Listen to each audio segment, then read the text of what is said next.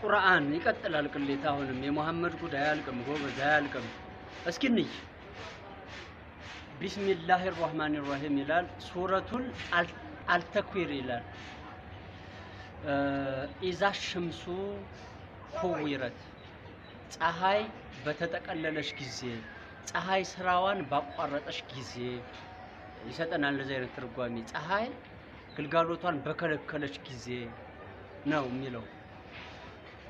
ወኢዘ ኑጁሙን ካደረት ከዋክብቶችም በረገፉ ጊዜ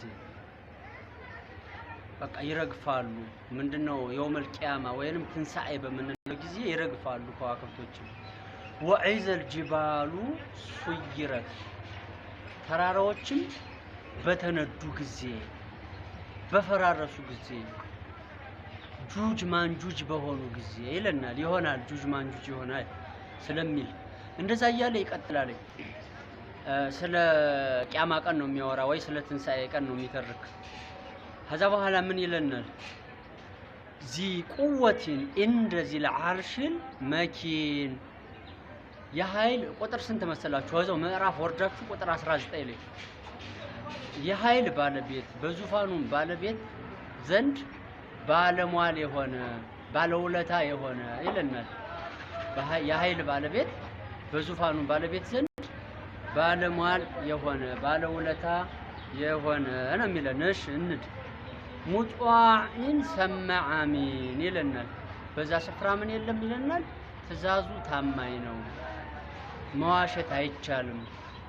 እኔ ሙሐመድ ነኝ እኔ ጃርሶ ነኝ እኔ ምን ሜና ነኝ ተብሎ ምን አይልም አይቀጠፍበትም ሁሉም ነገር ምንድነው ግልጽ ይሆናል ይላል ሀዛ ምን ይቀጥላልኝ 21ኛው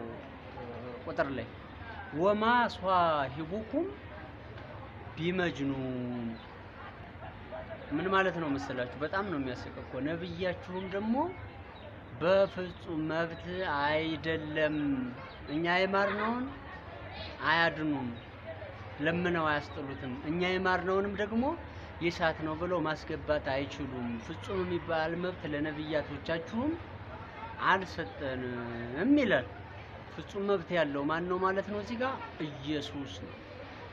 መንገድ ነኝ አይደለም ይል ህይወትም ነኝ ይላል